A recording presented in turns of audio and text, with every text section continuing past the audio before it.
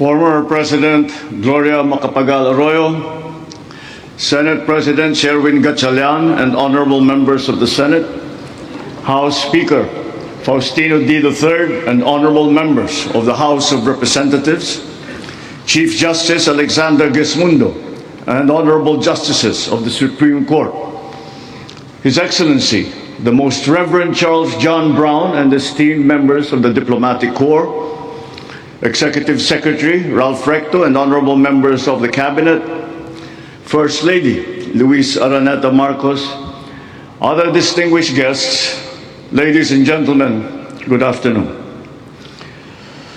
Mga kababayan ko, naririto ako muli upang tuparin ang ating katungkulan at magbigay ng ulat sa inyo tungkol sa estado ng ating bansa at sa mga ginagawa ng inyong pamahalaan. Isang taon na ang nakalipas mula noong huli akong tumayo rito upang ilantad ang katiwalian na nadiskubre namin sa mga flood control project. Gaya ng aking ipinangako sa inyo, nagsagawa tayo ng malawakan at malalimang investigasyon na walang pagkikiling kahit kanino man. Masusi nating sinuri at sinundan kung saan tayo itinuro ng ebidensya. Lahat ng kailangang gawin ay ginawa natin upang matuntun ang punot dulo. Mayroon ng mga unang nakasuhan at nakulong, mga kontratista, matataas na opisyal, pati na mga mambabatas. At dumating na tayo sa punto na ayon sa Ombudsman ay malapit na ang paghain ng patong-patong na kaso labang sa dating speaker. Masakit man sa akin ito, ngunit kailangan nating gawin ang tama. Hindi ako pangulo ng aking pamilya. Hindi ako pangulo ng aking kaibigan.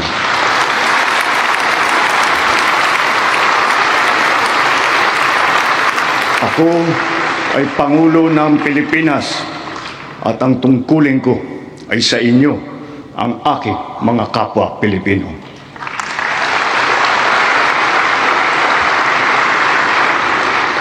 Kaakibat ng mga naisampang mga kaso, tiniyak ng inyong pamahalaan na mababawi mula sa mga nagsabwatan ang nakuha nilang pera ng taong bayan. Gayon din, pinigilan natin ang paglabas ng pera ng bayan na ipambayad pa dapat sa mga depektibo, peke o guni-guning mga proyekto at mapupunta lamang sa mga bulsa ng mga tiwalaing kontraktor at opisyal. Halos 25 bilyong piso ang halaga ng nabawi, frozen at napreserbang mga pera at ari-arian ng mga akusado. Ang mahigit 800 milyong piso dito ay agad nating nabalik sa Treasury. Lahat ng mababawi mula sa mga sangkot na tiwali ay agad ibabalik sa kaban ng bayan. Ipinapaubayan na natin ang pag-uusig sa Ombudsman at sa ating mga pinalakas na National Prosecution Service. Nananalig din tayo sa makatarungang hatol ng hukuman. Makakaasa kayo na ang gulong ng hustisya ay tumatakbo.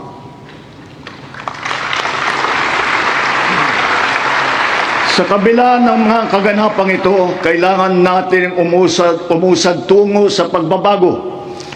Nakatulong ang lahat ng mga ulat at hinaing ninyo sa isumbong na Pangulo. Ang inyong pagbabantay at pakikialam sa pamahalaan ay ang susi sa paglaban sa katiwalian. Ang reforma sa DPWH ay nagsimula na. Nagpasok tayo ng mga bagong graduate kasama ang mga tuwid at maasahang mga job order at contract of service. Bukod sa mga flood control project, lahat ng mga proyekto ay sinuri at tiniyak na talagang kinakailangan at maayos mula sa plano, presyo hanggang pagpapatupad. Para walang overpricing, sinigurado natin na ang mga materyales ay ayon sa presyo sa merkado. Bantay sarado ang bawat proyekto at ang nakalaang pondo sa Transparency Portal, Integrity Chain at katuwang na ang mga civil society organization. Mula nung tumama sa ating bansa ang epekto ng giyera sa gitnang silangan, nagdeklara tayo agad ng State of National Energy Emergency. Iisa ang ating misyon, uplift, ang iahon ng ating nahihirapang mga mamamayan. Ang lahat ng mga ahensya ay inatasang magtipid at pagtuunan mabuti ang mga programa na mas mahalaga sa pagtugon sa mga epekto ng krisis. Ibinuhos natin ang pondo kung saan karapat-dapat at mas kinakailangan sa mga pangunahing serbisyong ramdam at tiyak na makakatulong sa ating mamamayan. Ang pera ng taong bayan na muntik mapunta sa bulsa ng mga tiwaling opisyal ay naisalba natin. At sa halip na magamit natin ay nagamit natin sa mabuti at para sa tunay na kapakanan ng mamamayan. Ibinaba natin ang karagdagang halos 58 bilyong pisong pondo sa mga lokal na pamahalaan para mas mabilis at mas malawak ang paglingap sa taong bayan. Mataas ang tiwala at kumpiyansa natin sa mga lokal na pamahalaan. Ito ay paghahanda na rin para sa mas marami at mas malawak na serbisyo para sa kanilang mga nasasakupan. Nagsimula tayo doon sa mga direktang naapektuhan ng kaguluhan. Ang pagsaklolo sa ating mga kababayang OFW na naipit sa digmaan. Mahalagang misyon ito ng pamahalaan. Gayong lagpas 2.2 milyong Pilipino ay naghahanap buhay sa Middle East. Simula nung naputok ang gera, mahigit 12,000 kababayan natin ang ating naiuwi sa bansa na ligtas. Mahigit 140,000 OFW naman ang ating nabigyan ng sari-saring tulong sa gitna ng kaguluhan sa Middle East. Tulad ng pagkain, tulong pinansyal, pagpapagamot at masisilungan. Pag-uwi sa Pilipinas, sila ay ating tinulungan upang makapagsimula muli sa pagpahanap buhay sa pamamagitan ng Action Fund at OWA Kabuhayan Program. Ang iba naman ay nilapit natin sa peso o kaya'y sinama natin sa bayanihan para sa balikbayang manggagawa job fair. Samantalang ang iba ay tinulungan natin makapaghanap buhay muli sa ibang bansa. Bukod sa kanila, ang mga magbabalik natin mga gurong OFW ay papasok na sa mga public school natin kung saan sila ay higit na kinakailangan. Dahil dito sa Pilipinas, sila ang ma'am at saka ang sir.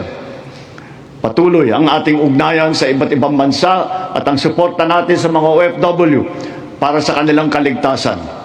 Lalo na at may mga kababayan tayong nasawi o hanggang ngayon ay nawawala sa Middle East. Pangalawa, bunga ng ating magandang ugnayan sa iba't ibang bansa. Natiyak nating sapat ang supply ng langis para sa ating pangangailangan. Sa kabila ng pagsara ng Strait of Hormuz ay nagawa natin makabili at makapag-angkat mula sa ibang pagkukunang bansa tulad ng Japan, South Korea, Oman, India, maging sa Russia, pati na sa China. Dahil sa mga ito, natiyak natin na sapat ang supply ng bansa na tatagal hanggang halos 2 buwan. Nakipag-usap din tayo sa Iran para sa kaligtasan ng ating libo-libong mga kababayang tripulante na nasa Strait of Hormuz. Sa kooperasyon ng ating mga kumpanya ng langis, hindi naging biglaan ang pagtaas ng presyo ng petrolyo, kundi paunti-unti sa loob ng 1 linggo. Ito ay para naman maging magaang sa ating nahihirapang mga consumer. Nagtakda rin tayo ng sunod-sunod at malalaking mga price rollback na kailangan tuparin ng mga kumpanya ng langis. Sa tulong ng batas na naipasa ng Kongreso, agad din natin nasuspindi ng 3 buwan ang pagpataw ng excise tax sa LPG at saka sa kerosene. Bukod dito, agad din natin nilimitahan ang pagtaas ng presyo na inaangkat nating bigas. Inaresto at kinasuhan din natin ang mga nahuling nagsasamantala sa kabila ng pagdurusa ng taong bayan habang may state of energy emergency. Lahat ng posibleng gawin para mababa ang presyo at mapabagal ang pagtaas nito, ginawa natin. Marami ang naapektuhan o kaya nawalan ng trabaho sa panahong ito. Kaya tuloy-tuloy ang pagsasagawa natin ng mga job fair sa buong bansa. Nitong Mayo 1, araw ng paggawa at kasagsagan ng mataas na presyo ng krudo, Nagsagawa tayo ng halos 100 job fair kung saan halos 300,000 trabaho ay pinagbigay alam natin sa publiko. Sa isang araw ng job fair na ito, lagpas 6,000 Pilipino ang hired on the spot. Dito rin natin ipinamahagi ang mga sweldo para sa mahigit 100,000 benepisyaryo at nagtatrabaho sa ilalim ng dilip at tupad ng DOLE. Kumilos agad tayo upang pigilan ang mabilis na pagtaas ng presyo ng bilihin. Hinikayat ang mga bangko at e-wallet na magbawas ng kanilang karaniwang singil sa bawat transaksyon na online. Kaya ngayon, maraming bangko at e-wallet na nagbaba o nagtanggal ng kanilang sinisingil sa online transaction fee. Upang makaluwag din sa mamamayan, nagbigay ang mga bangko ng hanggang 6 na buwang palugit sa pagbabayad ng utang at hanggang 1 taon naman kung ang utang ay ginamit para sa agrikultura. Ganito rin ang ginawa ng GSIS at SSS para sa mga utang ng mga miyembro nito, pati na ang NHMFC para sa mga umutang ng murang pabahay at ng Pag-ibig Fund para sa mga naapektuhan na OFW. Kahit papano ay nakaluwag ito sa mga consumer, lalo na sa mga naghuhulog para sa kanilang bahay at sa mga nagpupundar para sa kanilang negosyo. Sa panahon na lumiit ang kita dahil sa mataas ng mga presyo, mahigit 26,000 toneladang bigas ang binigay sa mahigit 2.5 milyong pamilya. At ito'y itutuloy pa natin hanggang umabot sa 8 milyong pamilya na makikinabang.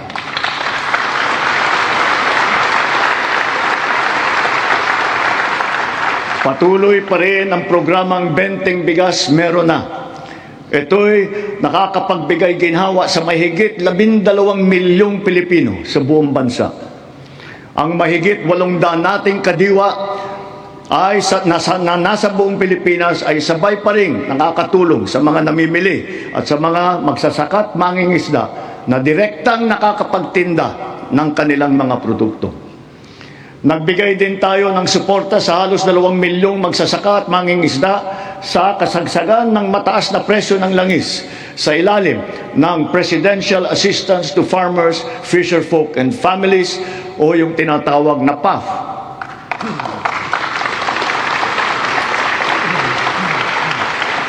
Dahil sa mas malakas, malawak at mura nating internet, naging mainam na alternatibo ang online classes at saka ang ating work from home. Mataas ang presyo ng ating kuryente, lalo na ngayong Hunyo, dala pa rin ng mataas na presyo ng krudo at paglakas ng dolyar. Gayunpaman, tiniyak natin na nabigyan ang mamamayan ng kaunting proteksyon sa kanilang electric bill. Ipinag-utos natin ang agarang pag-refund ng mga kumpanya ng kuryente na may sobrang nasingil sa mga customer nito. Ipinag-utos din natin na payagan ang ilang piling consumer na makapagbayad ng kanilang bill ng hulugan sa buwan ng Mayo, Hunyo at Hulyo.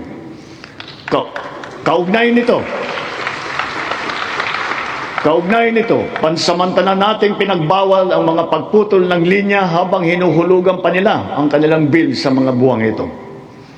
Para sa ating mga micro-entrepreneur, ipinatupad natin sa BIR sa ngayong taon ang one-time tax abatement. Layunin nito na makapagbigay ng kaunting ginhawa sa mga nalugi o kaya lumiit ang kita dala ng hirap ng panahon. Ang sektor ng transportasyon ang pinakamatinding tinamaan ng epekto ng krisis. Super, operator, pasahero, manggagawa o negosyo man, lahat ay umaray sa matarik na pagtaas ng presyo ng produktong petrolyo. Ngunit hindi natin kayang hayaan tumigil o maantala ito dahil ito ang nagsisilbing piston ng ating ekonomiya. Ang mga super ay natulungan ng cash relief mula sa ating programang AIX. Mayroon din 10 piso kada litro na diesel subsidy para sa mga pampasaherong jeepney at UV Express upang may dagdag na pangkarga. Bukod pa rito, Mahigit 1,800,000 nagpapasada ang nahandugan din ng tulong ng AIX. Para naman sa mga pasahero, nagkaroon ng mga libreng sakay kung saan sinigundahan pa ng ilang mga ahensya ng pamahalaan gamit ang kanilang mga sasakyan. Humalili rin ang DA sa paghatid ng mga kargamento ng produktong agrikultural sa mga sentro ng kalakalan sa buong bansa. At para lalo pang makatulong ng sabay sa tsuper at pasahero, binuhay natin ang service contracting program para sa pampublikong bus at ang ating mga jeep. Sa ilalim ng sistemang ito, ang kwalipikadong operator o driver ay nakakakuha ng karagdagang kita sa bawat kilometrong tinakbo sa pagserbisyo ng mga pasahero. Sa panig naman ng pasahero, kung hindi man libre ang sakay, meron silang 20% na discount sa pamasahe. At ang diskwentong ito ay dagdag pa sa karaniwang 20% discount para sa mga estudyante, sa senior, at saka sa may kapansanan. Ibig sabihin, para sa ating mga priority passengers, 40% ang kabuuang diskwento nila sa pamasahe.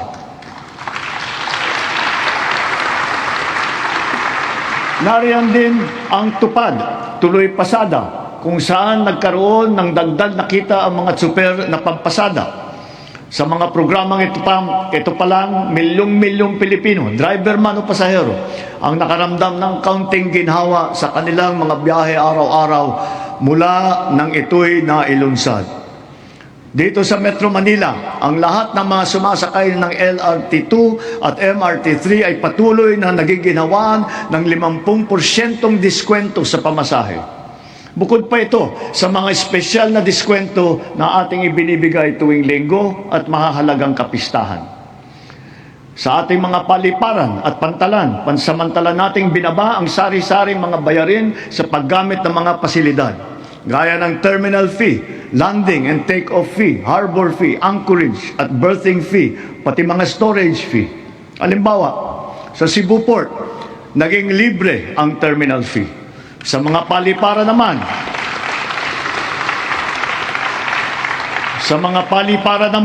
ang service charge sa mga pasahero ay binawasan din natin.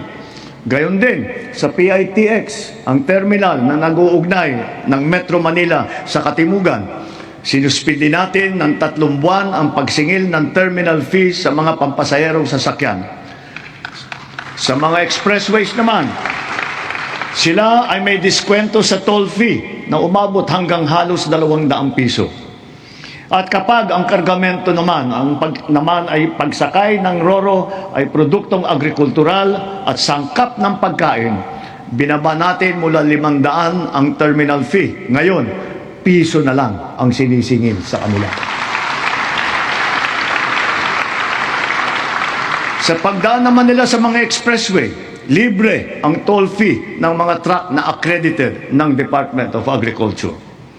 Dahil sa lahat ng mga pinatupad na ito, milyong-milyong Pilipino ang kahit papano ay direktang nakaramdam ng tulong sa panahon ng mataas na presyo ng petrolyo. Sila ang ating mga tsuper ng pampublikong sasakyan, mga estudyante, manggagawa, pati na rin ang mga magsasaka at marami pang pasahero sa buong Pilipinas. Mga kababayan, sa ating pagbalik tanaw, kaya ko kayong harapin at sabihin na ginawa natin ang lahat ng nararapat upang malunasan ang mga epekto ng krisis. Agarang kumilos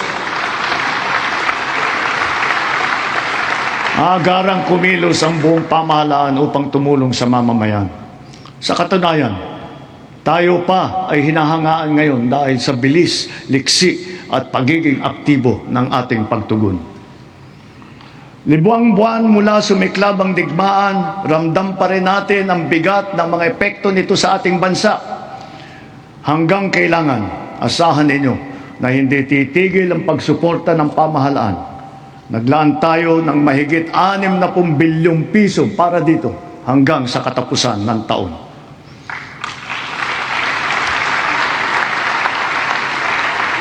Ang pondo na naisalba natin na balak ibulsa ng mga tiwaling opisyal ay sa taong bayan nating ibinubuhos. Ngayon, Ngayon, ipipihit natin ang mga programa sa mas nangangailangan nating kapwa Pilipino para naman mas malawak at mas marami ang maaabot ng tulong.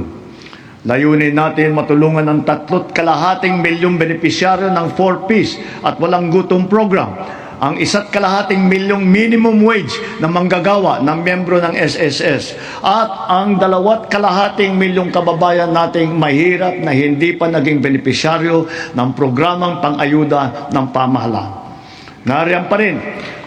Nariyan pa rin ang nakaabang na pagsuporta natin para sa sektor ng transportasyon, agrikultura at mga OFW na apektado ng kaguluhan.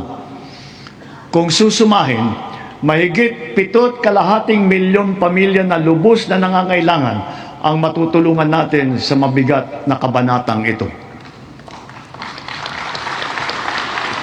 Ngunit, hindi natin kaliligtaan ang ating mga manggagawang Pilipino, lalo na ang mga middle class, pati na ang mga maliliit na negosyo. Alam natin na sila rin ay nabibigatan sa epekto ng krisis. So, to ensure the continued progress of the middle class amidst the lingering effects of the crisis, we will pursue tax relief measures that promote growth, that generate revenue, and advance equity towards socio-economic sustainability.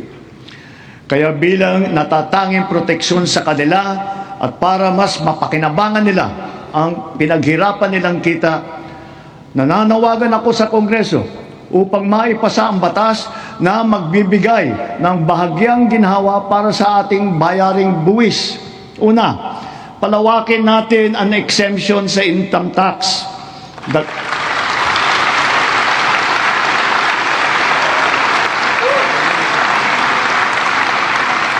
Dagdagan natin ang mga manggagawang malilibre sa buwis sa kanilang kita.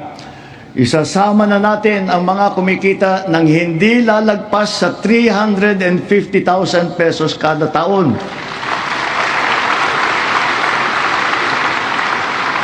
Kasabay nito ang karampatang pagbaba ng income tax ng iba parang manggagawa.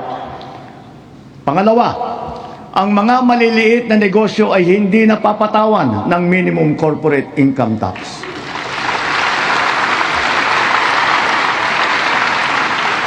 Pangatlo, para mapanatag ang loob ng taong bayan ang pagbigay ng amnesty para sa mga hindi nabayarang buwis tulad ng income tax, estate at donors tax at value-added tax.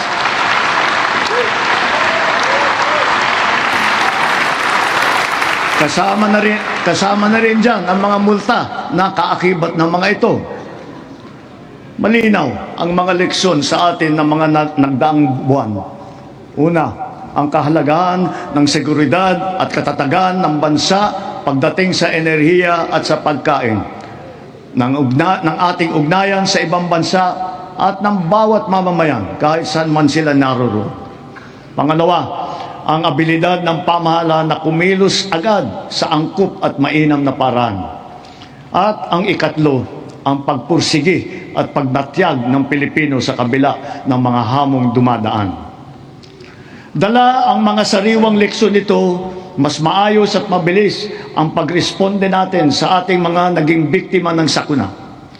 Tulad sa nangyaring paglindol sa Visayas at Mindanao kamakailan, mahigit 600,000 pamilya ang ating nasakluluhan. Lampas 3 bilyong piso ang ating binuhos para sa agarang tulong sa mga pamilyang lubos na naapektuhan. Ito'y sa pamamagitan ng pagkain, pagpapagamot, tulong pinansyal at pabahay. Unti-unti na rin nating naaayos ang supply ng tubig at kuryente, linya ng komunikasyon at mga daan sa mga apektadong lugar. Hindi lamang minsang paghatid ng tulong ang ating ginagawa. Ang misyon natin ay sila'y muling makabangon at maitaguyod. We have moved on from the reactive approach. Now we are not only proactive, but predictive as well, aided by digital tools. The strategies of public-private supply chains, hubs and spokes, warehousing, automated production, and wide-scale pre-positioning of food and non-food supplies in LGUs have proven their efficacy. We have now established a network consisting of primary disaster resource centers in Luzon, in Visayas, and soon in Mindanao, 15 hubs, 76 spokes, and 919 last-mile facilities across the country, which makes up our nationwide disaster response infrastructure.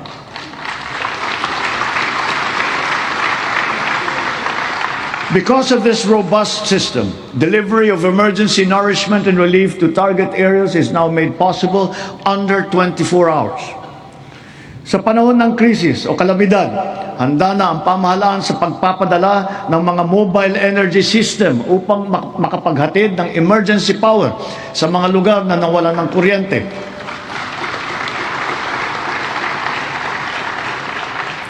Complementing these are our government emergency communication system and the private sector-led and our first ever satellite-to-mobile service, both of which guarantee uninterrupted telecommunications nationwide in the event of crises and of disasters. At dahil meron na tayong konsepto ng state of imminent disaster, hindi na natin hinihintay na mangyari ang sakuna. Aagapan natin ang paghahanda at pagresponde. And so, taking all these lessons to heart, our overarching mission and all our conscious efforts henceforth must not be to simply uplift, but to ensure security and self-sufficiency of our nation and of our fellow Filipinos. Sa nasaksihan nating pagtaas ng presyo ng petrolyo, maraming kababayan natin ang umasa sa pampublikong sasakyan. Kaya't pinagtutuunan natin ng mabuti ang ating mga tren, mga busway, transport hub at integrated terminal at ang pagpapaganda at pagpapalawak ng mga paliparan at pantalan sa buong bansa. Ito ay upang mas malawak at malayo ang naaabot, tumaas ang kapasidad at maging moderno at mas maginhawa ang serbisyo. Halimbawa, sa susunod na taon, ang mga tren ng North-South Commuter Railway ay tatakbo na sa pagitan ng Valenzuela at Malolos. Sisikapin ng DOTR na sa pagtapos ng administrasyong ito, tapos na rin ang railway hanggang sa Clark.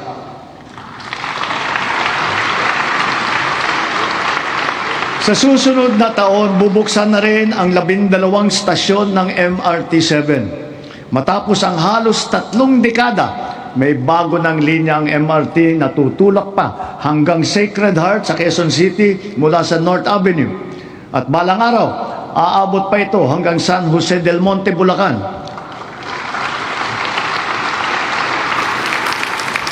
Sadyang napakalaking ginhawa nito sa halos 1 milyon na pasahero bawat araw.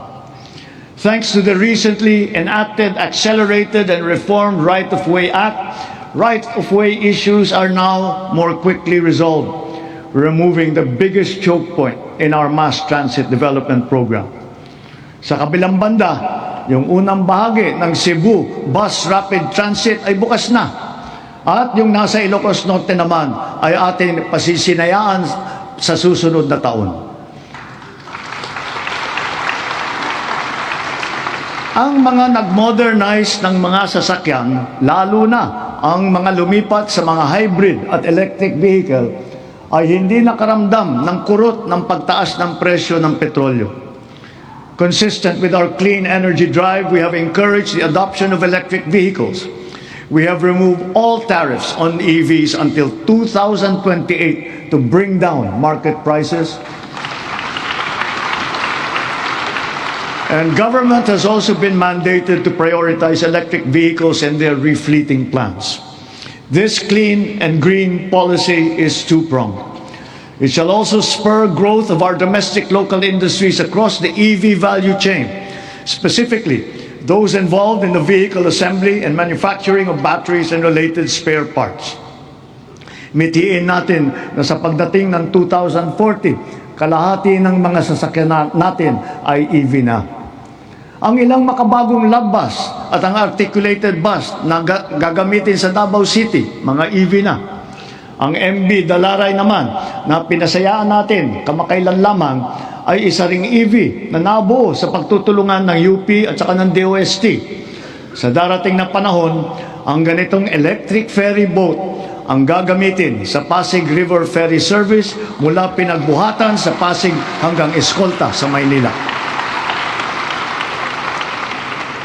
Kaya hinihiling ko ang suporta ng buong industriya upang mapaandar na natin sa lalong madaling panahon ang ating minimiting modernisasyon ng mga pampublikong sasakyan. Titiyakin natin na magiging makatao, magaan at makatarungan ang pagpapatupad nito. Tulad ng aking nabanggit, dapat mataas ang kalidad, matibay at maghahatid ng pangmatagalang ginhawa sa taong bayan ang lahat ng pampublikong infrastruktura. Ngayong taon, matatapos na ang bahagi ng South Luzon Expressway TR4 mula sa Santo Tomas City, Batangas, papuntang Tiaong sa Quezon.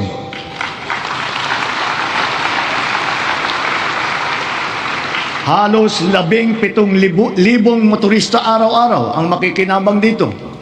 Ang mga nasirang tulay sa San Juanico sa Eastern Visayas, Cabagan, Santa Maria sa Isabela, Pigatan sa Cagayan, Calbigan at Liloan sa Samar, at Panuliran sa Iligan ay kaagad nating naayos at ngayon nagagamit na muli.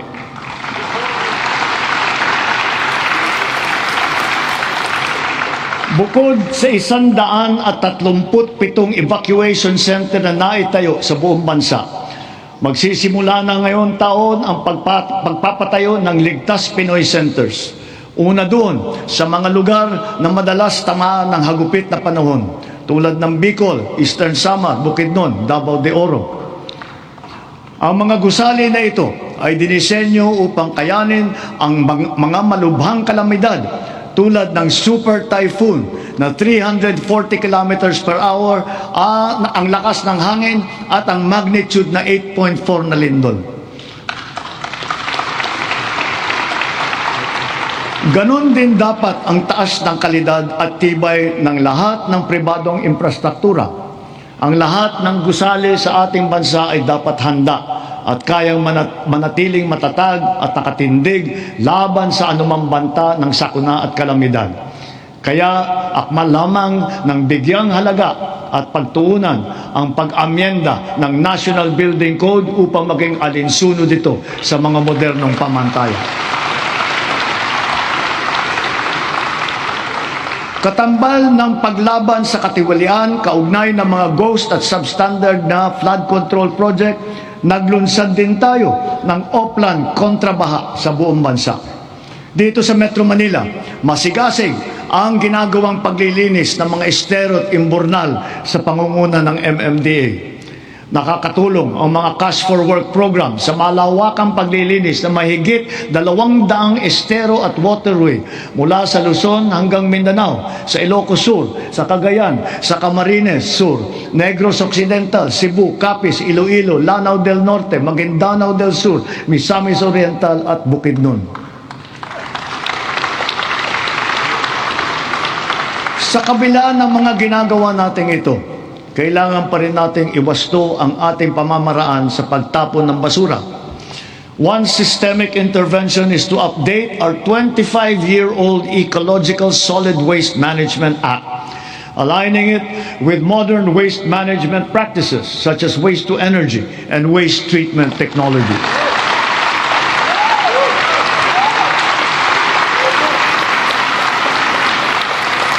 As we recalibrate our solid waste management systems, we can draw inspiration from the solid waste management practices being championed by the MMDA here in Metro Manila, such as waste recovery, processing, upcycling.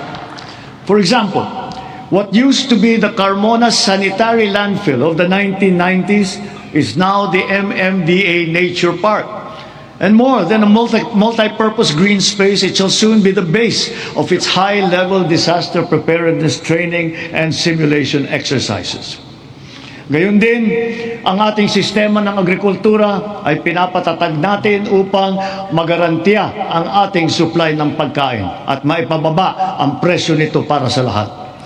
Ang sari-saring mga programa tulad ng puhunan, farm input, kagamitan, kaalaman, pati na insurance ay tumutulong sa mga magsasaka at mangingisda.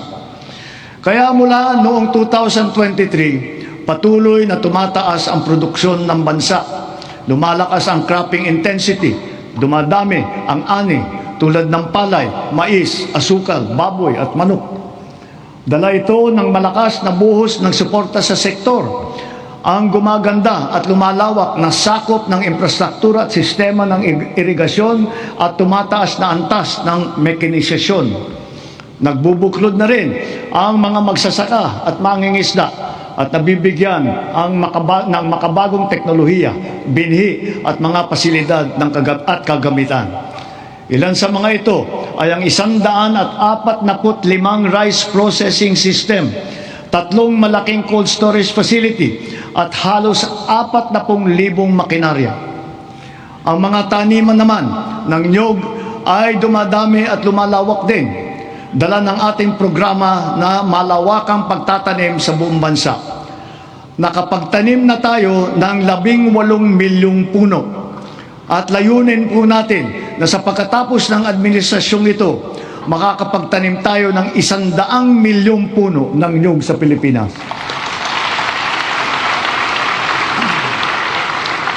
Gagarantiyahin ito ang tatag ng ating industriya ng niyog hanggang sa mga susunod na dekada. Ang NFA din ay ngayon may mas malakas na ang kakayahan sa pagbili ng mga ani ng magsasaka sa mas magandang presyo at sa pag-imbak ng buffer stock. Ang mga sari-saring peste at sakit na ay nagbabantang manira ng mga inaasahang magandang kita. Halimbawa rito, ang avian flu at saka yung ASF. Kaya tinitiyak ng DA na ang mga magsasaka ay natututo ng mga makabagong kaalaman at mga mainam na paraan sa pag-iwas at paglaban sa mga ito. Gayunpaman, ang insurance ay nagsisilbing mabisang panangga laban sa pagkalugi dala ng pagkawala o pagkasira sa hindi inaasahang pangyayari. Sa nakalipas na 4 na taon, natulungan ang sektor upang mabawi ang halaga ng pinsala sa hanap buhay na umabot sa 19 bilyong piso halaga na kabayaran. Ang crop insurance ngayon ay hindi limitado sa mga pananim. Kasama sa saklaw nito ang mga alagang hayop, palaisdaan, ang gamit at pasilidad, pati sasakyan na pang-agrikultura. Meron ding life insurance para sa mismong magsasaka at mangingisda. Papalawigin pa ng Philippine Crop Insurance Corporation at DA ang kaalaman ng mga magsasaka at mangingisda tungkol sa crop insurance. Upang makapagbigay ng kapanatagan sa isipan ng mga benepisyaryo ng agrarian reform, wala tayong tigil sa pamamahagi ng mga titulo sa lupa na ginawad sa kanila. Kaya sa loob ng 4 na taon, lagpas 400,000 titulo na ang suma total ng atin na ipamahagi sa kanila, na may kabuong lawak na mahigit 500,000 hektarya. Tatapusin na natin ang pamamahagi ng mga titulo sa susunod na taon. Marami sa benepisyaryo ang naghintay ng 30 hanggang 60 taon. Ang iba mapalad na nasaksihan ang paglabas ng kanilang titulo. Sa tagal naman ng panahon, yung iba, apo na ang tumanggap. Gayon din, kahalaga sa kanila ang seguridad na hatid ng kalayaan mula sa pagkalubog sa utang. Kaya asahan ninyo, kukumplituhin na natin ngayong taon ang ginagawa natin pagpapawalang bisa ng mga utang ng ating mga benepisyaryo.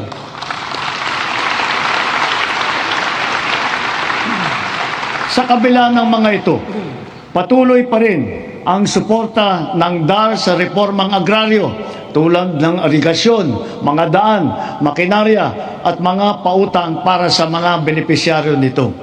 Kaya sinasabi ko, Secretary Conrad, huwag mong munang isipin na pwede ka nang mag-retire. Marami ka pang trabaho na gagawin sa DAR.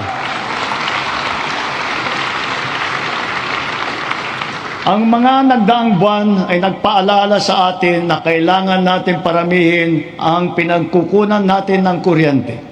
Ito ay isang tanda ng pagiging matatag na bansa.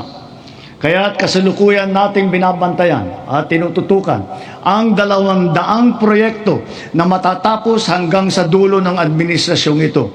Ang kabuuang kapasidad ng mga ito ay halos 10,000 megawatt. 45 sa mga ito ay natapos na at 31 ay matatapos ngayong taon. At ang 124 naman ay inaasahang matatapos hanggang sa 2028.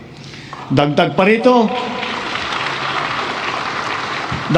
rito ang mahigit 1,700 megawatt na hatid ng mga proyekto para sa energy storage system na may kakayahang mag-imbak ng kuryente.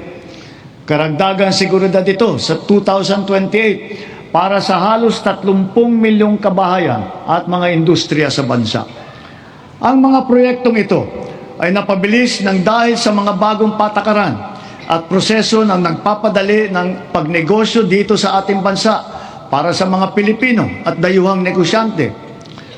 Ngunit siyempre, mas pinapaghalagahan natin ang mga teknolohiya na hindi umaasa sa inaangkat na krudo na pinapaandar ng mga likas na yaman ng ating bansa tulad ng renewable at indigenous. Bukod sa ilang mga plantang pinapatakbo ng krudo, nakapagdagdag tayo ng mahigit 60 plantang pinapatakbo naman ng geothermal, solar, hydro at wind at saka ng biomass. Because of the extension as well of the Malampaya service contract until 2039, drilling operations once again resume for the first time in 8 years. What we have uncovered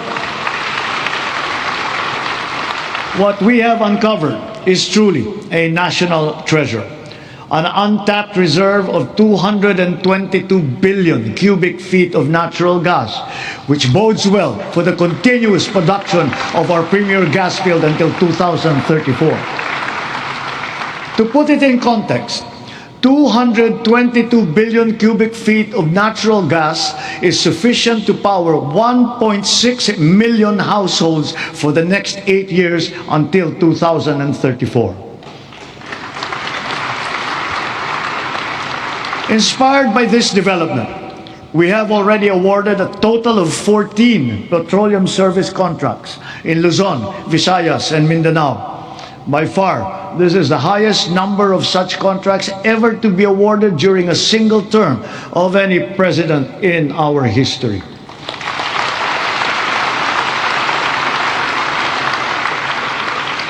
Four of the contracts that we have so far awarded are for the production of hydrogen. Hydrogen gas will serve as a backup fuel for our power plants, especially useful for our off-grid areas. It is also touted as the world's clean fuel of the future. Two of the newly awarded petroleum service contracts are co-managed with the BARM government.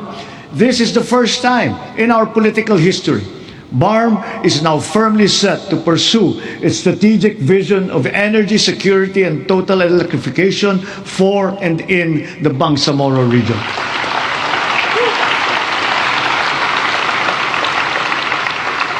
Sa kabila ng mga nailatag para sa ating seguridad sa enerhiya, panatag ang aking loob na kaya nating umangat pa.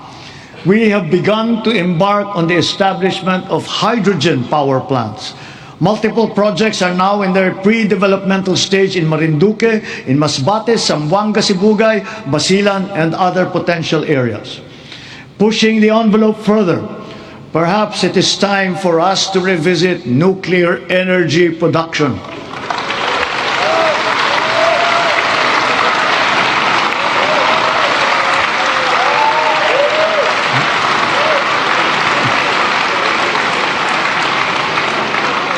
After all, we are already using nuclear energy in the fields of medicine, in agriculture, water filtration, and the upcycling of plastic.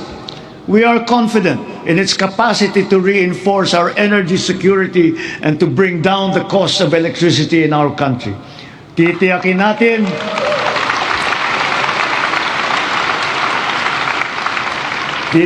natin ito ay ligtas. Titiyakin din natin may papaliwanag na mabuti sa publiko ang magandang dulot sa atin ng enerhiyang nuklear.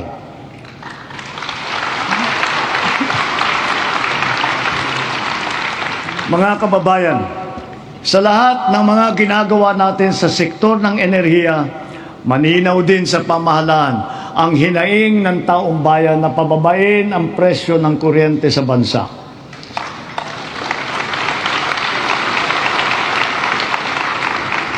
Unang-una, upang maging simple, madali at abot kaya ang pagpapakabit ng solar panel at battery storage system sa kanilang mga bahay, hinihiling ko ang tulong ng Kongreso na maipasa na ang Sariling Kuryente Act.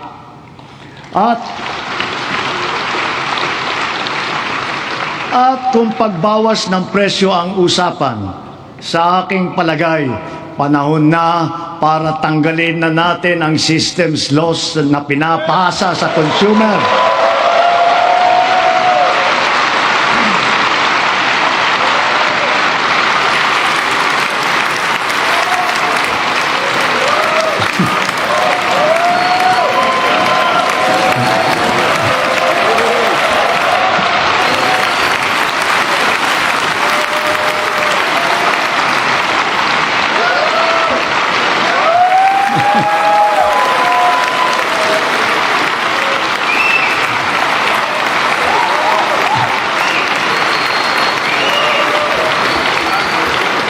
Pinapasa ito sa consumer at kinakarga sa bill na pinapatungan pa ng value-added tax.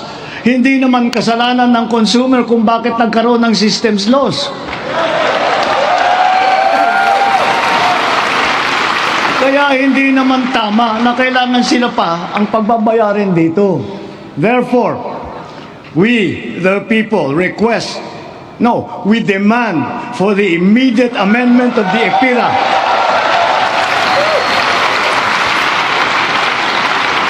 and to prohibit charging systems loss against consumers, including the value-added tax thereon.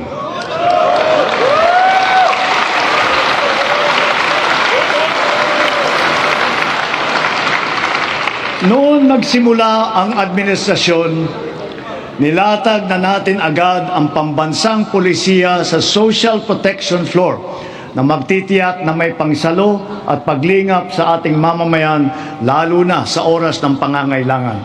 Kaya't nariyan ang DILIP at tupad ng DOLE at AIX at Risk Resiliency Program ng DSWD para magsilbing pantawid sa anumang krisis na pinagdadaanan sa pamamagitan ng pansamantalang hanap buhay o di kaya'y tulong pinansyal. Ngunit, mas mainam pa rin ang pangmatagalang seguridad ng makukuha mula sa matatag na trabaho. Maraming trabaho ang hatid ng ating lokal na industriya na patuloy natin pinalalakas. Kasabay ng seguridad na dala ng matatag na trabaho ang SSS, GSIS at Pag-ibig Fund, nagsisilbing proteksyon para sa mga manggagawang Pilipino. Katuwang ang mga ahensyang ito, nakakaipon ang manggagawang Pinoy para sa kanyang pagtanda at sa pagretiro. Nakakatulong din ito sa panahon ng kagipitan, kalamidad o krisis sa buhay. Bukod pa riyan, daan ito upang makapagpundar para sa sariling buhay tulad ng mga abot-kayang pabahay sa ilalim ng ating 4PH program. Nariyan ang DSUD at mga ahensyang kasapi sa sistema ng pabahay upang matupad ang pinapangarap ng natahanan ng Pilipino. Katuwang ang pribadong sektor at lokal na pamahalaan. Puspusan natin pinupuno ang kakulangan sa pabahay sa buong bansa. Ito ay ginagawa natin sa pamamagitan ng mga bagong komunidad, mga acquired asset ng Pag-ibig Fund, Community Mortgage Program, Resettlement, at pati na mga paupahan. Sa ating programang pabahay, higit 500,000 bahay ang ating naitayo na at napondohan. Kasama ang higit 100,000 bahay na naidagdag natin sa loob lamang ng isang taon sa ilalim ng pinalawig natin na 4PH program. Susi sa lahat ng ito ang magandang sistema ng pautang upang gawing mas abot kaya ang mga pabahay para sa mga Pilipino. Isa na rito ang Pag-ibig Fund. Ang kanyang 17 milyong miyembro ngayon ay patuloy pang dumadami. Kung kaya, ang pinupundar ng mga miyembro ay patuloy ding lumalago. Ngayon, itinaas natin sa 10 milyong piso ang limit sa pautang para sa pabahay. Halimbawa, dahil dito, ang mag-asawa na may mas kakayahang bumili ng pinapangarap nilang bahay para sa kanilang pamilya. Ngayon, halos 7 milyong OFW na ang nagkaroon ng insurance. Dahil dito, panatag tayo na ang mga OFW natin ay naaalagaan at natutulungan ng mabuti. Patuloy din na dumadami ang mga kasunduan natin sa ibang bansa para sa karagdagan oportunidad para sa hanap buhay. Napataas din natin ang minimum wage ng OFW natin na namamasukan bilang kasambahay. Para naman sa ating mga pensyonadong uniform personnel na nagsakripisyo para sa seguridad ng ating republika, itinaas natin simula ngayong taon ang nakukuha nilang pensyon at subsistence allowance.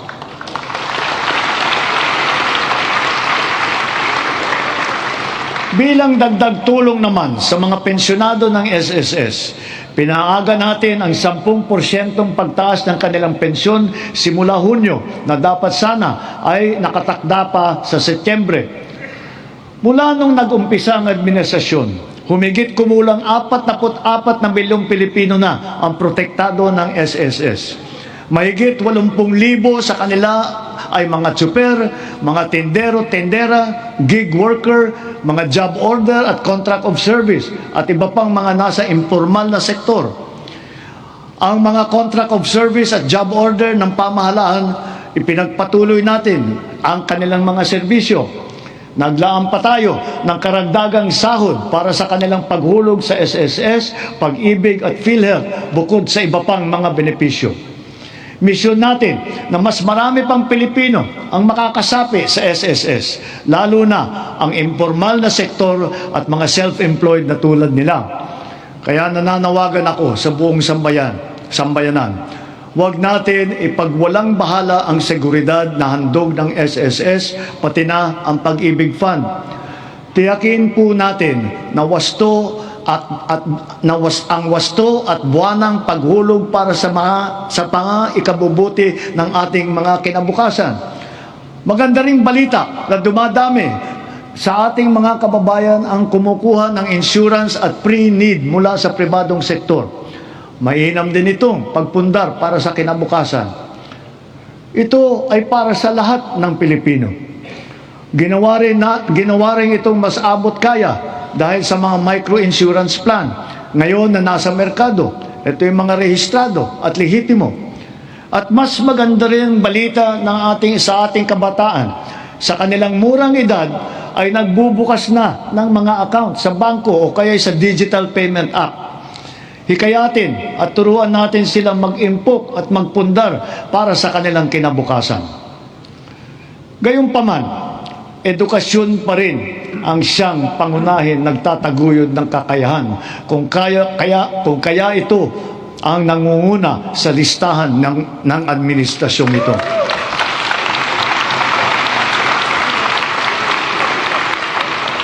Sinisimulan natin ito mula sa pagkamusmus at ito'y dapat tuloy-tuloy at hindi tumitigil.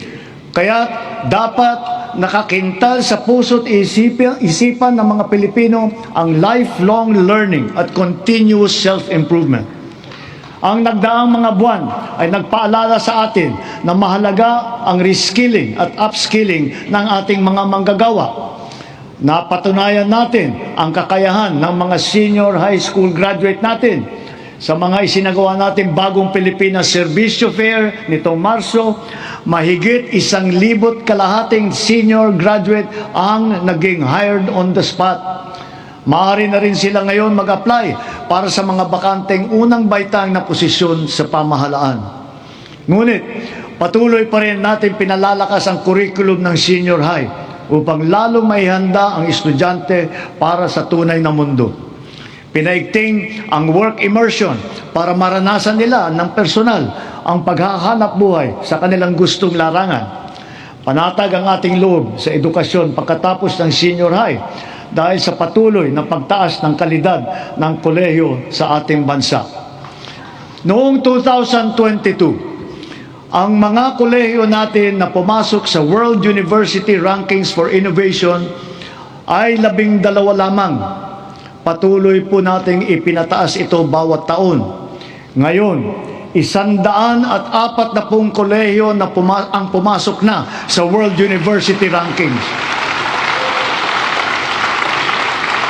At lagpas kalahati sa kanila ay state at local universities and colleges kung saan libre ang matrikula.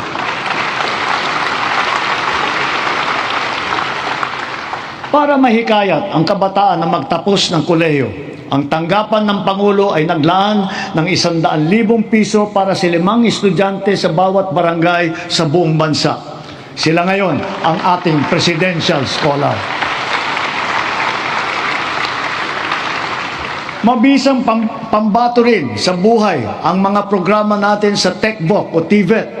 Sa ngayon, 81% na ang placement rate ng mga dumadaan sa kursong TechVoc.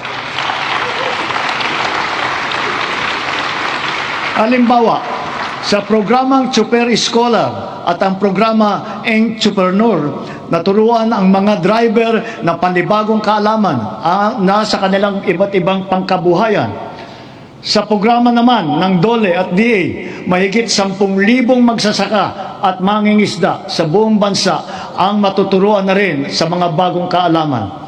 Ang TechPro ay nakapaloob na sa senior high at ito'y progresibo o ladderized upang maging tulay sa agarang hanap buhay at hakbang din tungo sa patuloy na pag-aaral at pagsasanay.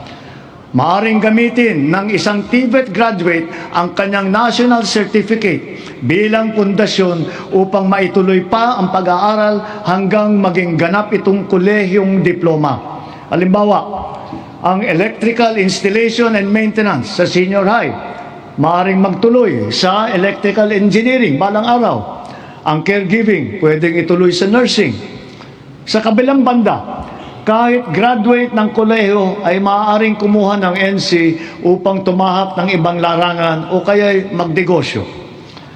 Inahahayag ng DOLE at TESDA sa publiko ang kompletong impormasyon ukol sa mga kurso at programa TVET, lokasyon ng mga training center at provider, paano mag-apply, petsa, iba pang mahahalagang detalye.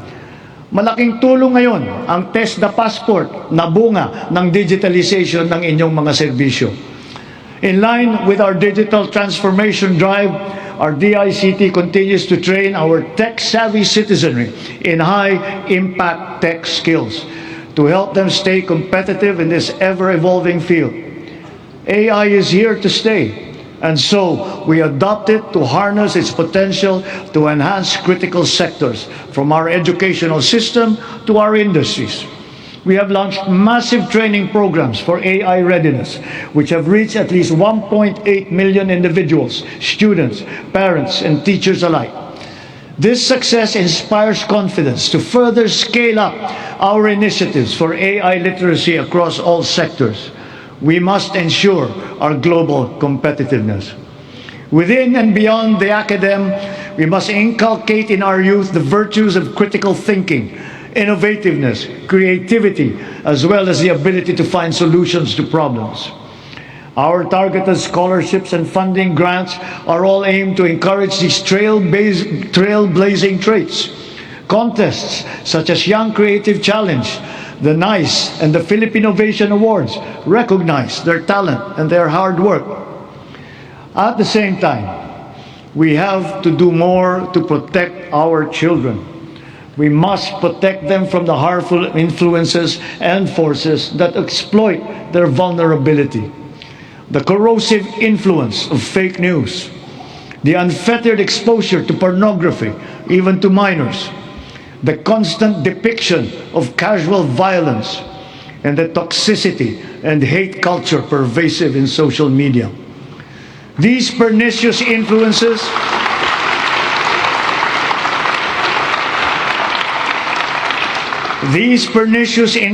lead to issues of their mental health, rise in teenage pregnancies, and HIV/AIDS cases and other extremely harmful consequences.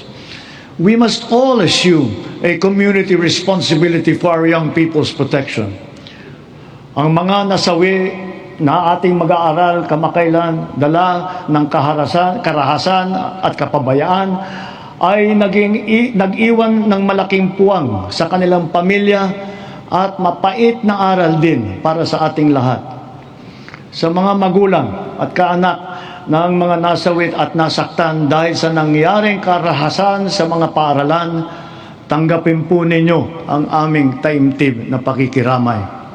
To the parents of Chris Lawrence Fabian, Joyancy Separa, and Ayesa Nicole Dazo, we are all so very proud of the unflinching bravery and heroic virtue that you have instilled in your children. They are an inspiration to us all. Their courage and their selflessness, true Filipino qualities, are the virtues that these trying times call for. Kailangang mamulat ang buong lipunan at akuin ang responsibilidad. Pag-ibayuhin natin ang ating paggabay at pag-aruga sa ating mga kabataan. Magkakasama tayong lahat sa misyong ito. Ang pamahalaan, pamilya, paaralan, simbahan, industriya, komunidad. Tatayo ang paaralan bilang pangalawang tahanan para sa kanila. Kaya hinahanda natin ang mga pampublikong paaralan upang tanggapin sila ng bukas palad. Ngayong school year, tuloy ang ating school-based feeding program bilang mabisang suporta sa pag-aaral. Sa programang ito, mapapakain natin ang mahigit 4.5 milyong kinder at grade 1 at mga mag-aaral na grade 2 at pataas na mga lubos na nangangailangan ng nutrisyon. Magtutulungan ang lokal na pamahalaan, ang barangay, PNP, DepEd upang palakasin ang seguridad sa paaralan. Siniguro ng DepEd na nakahanda, gumagana at alam ng lahat ang mga mekanismo at proseso sa pag-ulat, sa pagtugon sa mga insidente ng bullying, pati na sa mga iba't ibang emergency. Hindi hinahanda rin natin ang ating mga principal at guro upang mamagitan sa pag-ayos ng anumang hindi pagkakaintindihan ng mga estudyante.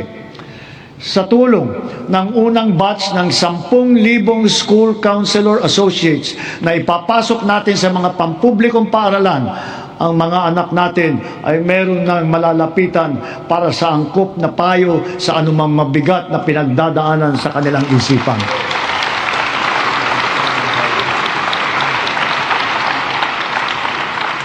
Hindi mawawaglit sa ating isipan ang karangalan at kadakilaan ng ating mga guro. Pinangako ko nung nakalipas na SONA na walang magre-retirong guro na Teacher 1. Ngayon, mahigit 80,000 guro at school head sa pampublikong paaralan ang na-promote gawa ng ating expanded career progression. Nagkaroon na rin ng mahigit 30,000 karagdagang posisyon para lumakas ang puwersa ng mga guro. To facilitate effective instruction, we also continue to provide them with helpful and innovating teaching aids such as smart TVs, laptops, tablets, free mobile data, even lapel microphones. To dramatically increase the traditional annual production output of DepEd, we have activated force multipliers in addressing classroom storage, tapping the DPWH, PAGCOR, and the LGUs as additional production arms for the increase in our schoolrooms. For its part, the private sector also will construct its initial share of more than 16,000 classrooms in Luzon by way of PPPs. Additional PPPs with higher production targets will soon follow for the Visayas and Mindanao. Kapag may nagkasakit sa pamilya, tila krisis ang tumama. Sa mahal ng pagpapagamot, kaya nitong simutin ang kita o ipon ng isang pamilya. Kaya malusog na pamumuhay ang ating pangunahing isinusulong. Kumpletong bakuna, maayos na nutrisyon, regular na ehersisyo at pag-iwas sa masamang bisyo at mapanganib na gawain. Mahalaga rin ang ating sports. Itinaas natin ng triple ang suporta natin dito. Hindi lamang dahil sa aliw na hatid nito, kundi para sa kalusugan. Sa nag-uumapaw natin suporta kay Alex Eala, sana ay marami ang maengganyo para matuto at maglaro hindi lamang ng tennis, kundi ng ibang sport pa. Sa halimbawa ng Pilipinas Women's Football Team, sana rin ay mas sumikat pang football sa ating bansa at maraming maglaro. Balang araw, baka makasali na ang Pilipinas sa World Cup.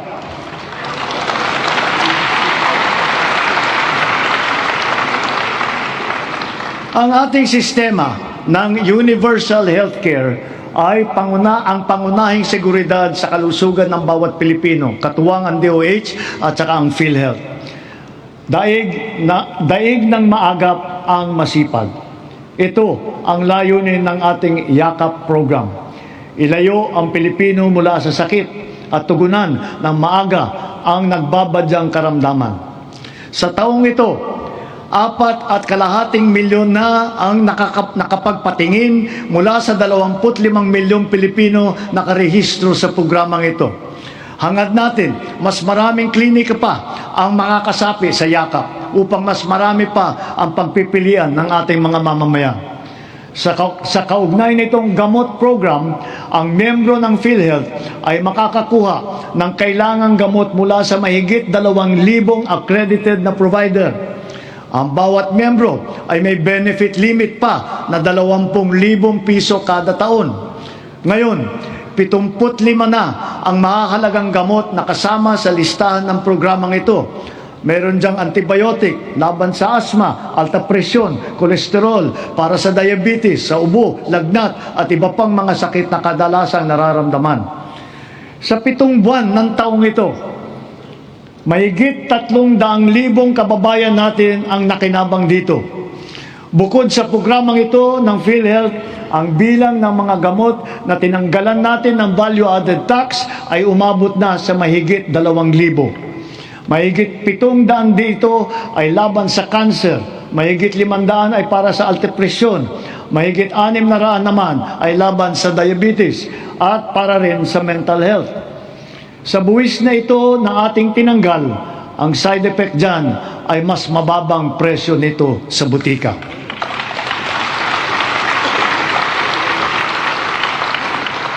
Ngunit, kung pag-iwas sa sakit ang ating tunay na pakay, kulang pa ito. Kailangan mas maaga ang pagbabantay. Kaya pinapalawak pa natin ang programang ito. Sa susunod na taon, unti-unti nating isasama ang iba't ibang uri ng blood test at gamot upang mas maagang matukoy at mabantayan ang posibleng sakit sa bato, atay, thyroid at hepatitis B. Nariyan pa rin ang malaking suporta ng PhilHealth kung kailangan talagang magtungo sa pagamutan. Patuloy na pinaparami ng PhilHealth ang sakop nitong mga sakit, kondisyon at serbisyo. At itinaas din nito ang limit upang matiyak na sumasabay ito sa pagtaas ng presyo. Pinahahalagahan ng PhilHealth ang mga laganap at malubhang mga karamdaman tulad ng cancer at sakit sa puso. Kasama na rin ngayon ang pagpapagamot ng HIV/AIDS upang makatulong sa pagpigil na dumadaming mga kaso dito sa bansa. Pati na rin ang TB na kumikitil ng halos 100 buhay bawat araw dito sa atin. Para mapaganda pa ang suporta natin sa mga batang may developmental disabilities, dodoblehin natin ang PhilHealth package para sa pagpapatingin sa therapy.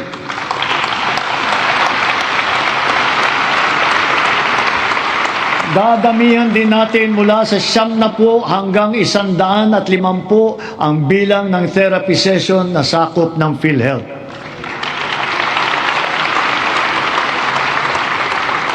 Nakaantabay din para sa kanila ang Project Aruga ng DSWD para sa karagdagang tulong pinansyal. Mula sa lagpas 5 milyong pamilyang Pilipino na gumagamit ng PhilHealth noong 2022, umabot na sa mahigit 7.5 milyong pamilya ang nakatamasa ng mga benepisyo ng PhilHealth nitong nakalipas na taon. Lahat ng ito ay gawa ng ating masigasig na paghikayat maayos na proseso ng pagrehistro at mas pinabilis pang pagbayad sa mga ospital at healthcare providers. At mula nung inilunsad matapos ng huling SONA, halos 3 milyon ng kapwa natin ang walang binayaran kahit 5 sa kanilang pagpapagamot gawa ng ating zero balance billing sa mga ward ng ospital ng DOH.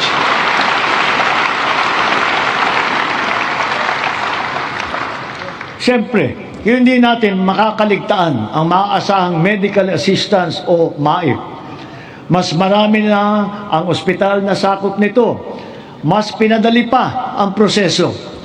At ngayon, may e-MAIP na sa mga ospital ng DOH, online at kasama sa ating e-Gov app. 2 na lang ang requirement.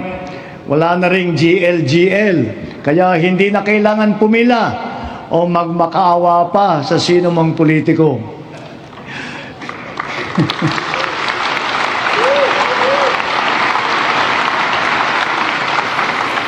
Sa mahigit 56 na milyong nakapag-download at gumagamit ng ating e-Gov app, ganong karaming Pilipino kasama ang kanilang pamilya ang madali nang maaabot ang napakahalagang medical assistance na ito mula sa national government.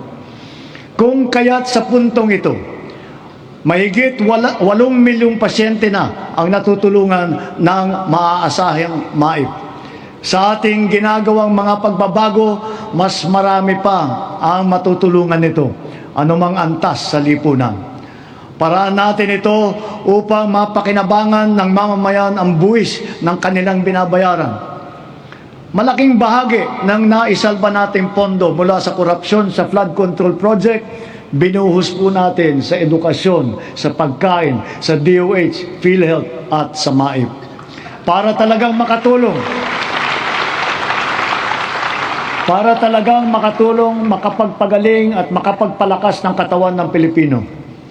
Patuloy pa nating inaayos ang sistema ng mga ospital at mga pasilidad sa bansa, kasama ang mga bukas at mga specialty center. Mayroon din valor clinics na tanging para naman sa ating mga veterano at kanilang pamilya. At magsisimula na rin tayong iguhit ang plano para sa makapagtayo ng isang Virology and Vaccine Institute dito sa ating bansa.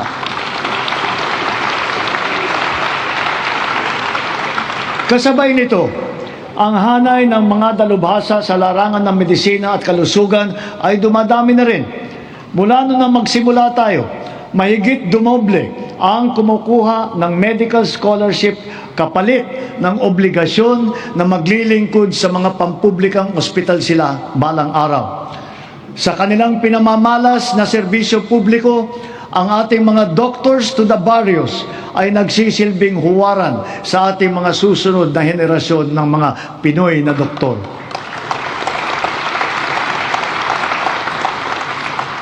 As we have witnessed and proven during this difficult period, our strong foreign relations have earned us incalculable dividends. The Philippines is once again a full member of the community of nations.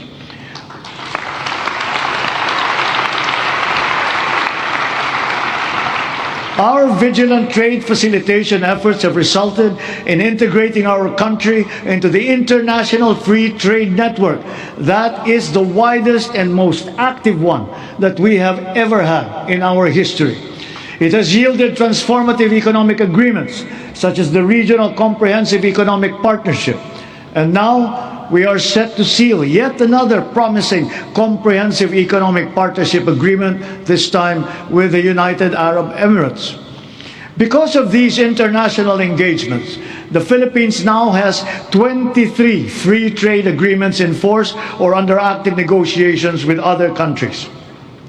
Our exports have grown. They have continued to grow, reflecting high productivity and the increasing competitiveness of our products and services in the international trade market. It now behooves us to reinforce our strengths, enhance our comparative advantage, and diversify our portfolio. On this principle, we have maintained our competitiveness in supplying critical components to top technology companies in the world. We have also maintained export competitiveness for our indigenous farm products such as ube, coconut, bananas, other tropical fruits. And we have now ventured into new invaluable ones like enoke mushrooms. Foreign investments continue to pour in because of our beneficial policies, especially those promoting ease of doing business and accelerating digital transformation that curb red tape and corruption. Over the past 3 years, more than 6 trillion pesos in investments have been facilitated through our green lanes. These are estimated to create over 400,000 jobs for our Filipinos. Our productive eco-zones lay down the fertile groundwork that brings these investments into actual fruition, posting consistent growth rates over the past 3 years. Extending beyond Metro Manila, from Luzon to Mindanao, promising new areas have been recently proclaimed, such as in Dumaguete and Misamis Oriental. And soon, we will also present a strong case for Palawan and for the halal industry. We continue to strive for bigger and greater things, venturing into areas heretofore unimaginable. That is, strategic and emerging industries that position our country in the global value chain, such as in the fields of pharmaceuticals, advanced manufacturing, luxury goods, technology, and logistics. Additionally, a product of the 23-member-strong US-led Pac Silica initiative, the Pac Silica Industrial Hub will create an ecosystem that will have AI at its core. It will bring quality jobs to our people, accelerate our industrial competitiveness, and revitalize our economy. As a strategic component of the Luzon Economic Corridor, the hub will be an advanced manufacturing and logistics center in the global AI and technology value chain. Cagayan is both geographically and economically primed to serve as our gateway to space and host the country's first spaceport. A sounding rocket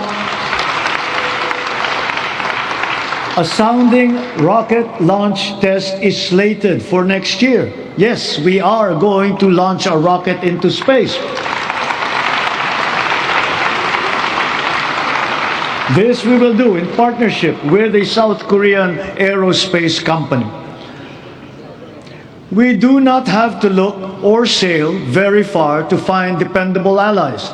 ASEAN is our safe harbor, within which we share not only mutual proximity, but affinity. During our chairship of the ASEAN Summit this year, we advocated for greater solidarity and cooperation among ASEAN member states. Together, we found ways to alleviate the dire consequences of the war in the Middle East. Through a united ASEAN and its strong extended network, we have achieved greater security and resilience as a region and as individual nations, more capable of withstanding disruptive events. The ASEAN +3 Emergency Rice Reserve System will guarantee emergency rice supply in case of shortage in our domestic production. The ASEAN Digital Economy Framework, led by the Philippines, will harmonize digital rules and enable cross-border digital transaction.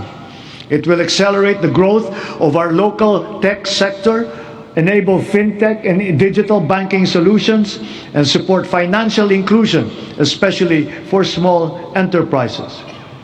Likewise, the Framework Agreement on Petroleum Security for the joint stockpiling of energy assets in the region has been ratified. And now that our Luzon, Visayas, and Mindanao grids are fully connected, we are in a better position to connect with our neighbors to help realize the ASEAN Power Grid. Moved by our stark realizations, ASEAN must further strengthen the bonds of our regional cooperation, building on our sense of affiliation and the heightened instinct for mutual assistance. This is bayanihan for the international community and for this part of the world.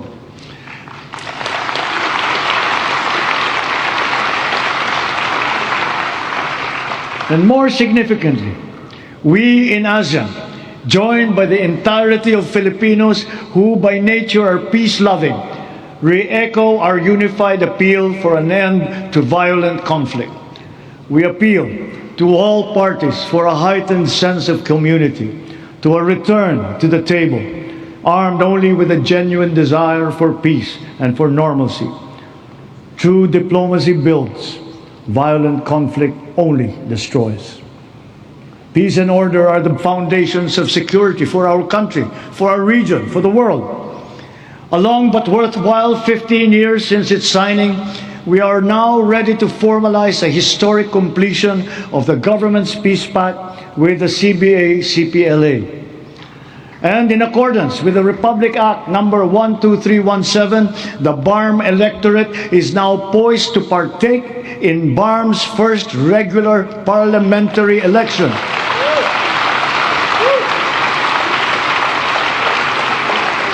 This is a critical accomplishment under the Comprehensive Agreement on the Bangsamoro. COMELEC, law enforcement, volunteers, deputized agencies, all stakeholders are now ready to ensure that this defining political exercise will be peaceful, orderly, and credible. May these inspiring developments strengthen our collective belief in the unity and indivisibility of the Filipino nation amidst our individual diversity. Our unity and collective consciousness are challenged now greater than ever before. A common threat lies before us, directed against our dignity and self-respect. Of late, our very humanity has been called into question. Let me remind our friends and our detractors, Filipinos are a noble, kind, gracious, and great race. We are not greedy, we are not racists, we are not liars.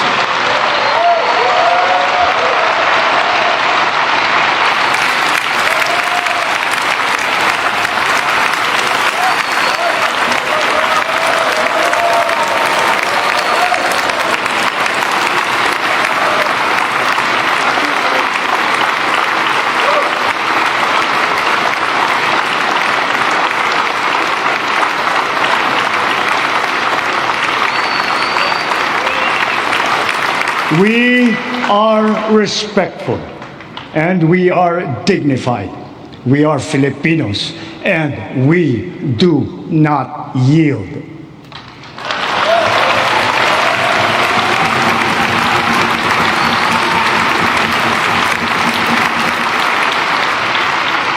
Just recently, we celebrated the 10th anniversary of the final and binding 2016 Arbitral Award, which stands as a definite benchmark for the interpretation and application of the UNCLOS. This is not a claim that we advance alone, nor is it one that we will abandon. Your government will do all that is necessary to continue upholding this award, utilizing every peaceful and legal means available to the Republic against any attempt, foreign or domestic, to undermine this achievement. We give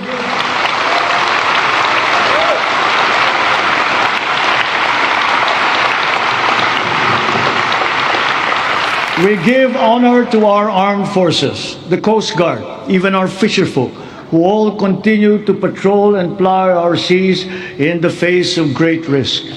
To them, we owe collective gratitude and appreciation, for it is they who give life to the letter and spirit of the Arbitral Award.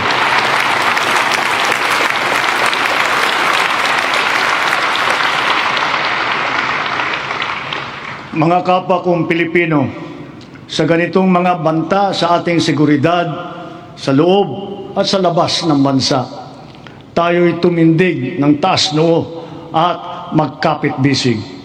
Dahil tayo man ay magkakaiba sa maraming bagay, iisa lang tayong lahi.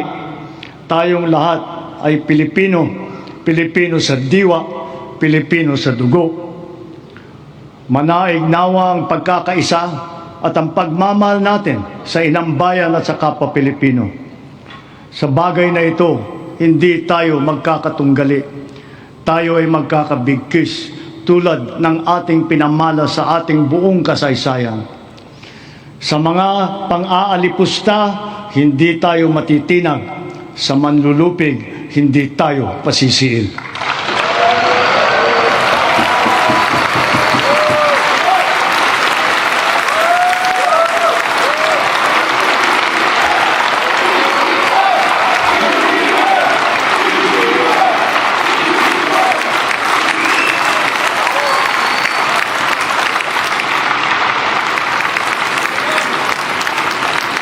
Sa nalalabing 2 taon ng administrasyon, tatapusin natin ang mga nasimulan at tutuparin ang ating pangako sa sambayanan. My beloved countrymen, let us continue the work that we have started to make the Philippines the country that Filipinos deserve. There is no nobler cause than this. We do this for our children. We do this for our future. We can but do this because we love our country and we love our people. Maraming salamat po. Magandang gabi po. Mabuhay ang Pilipinas!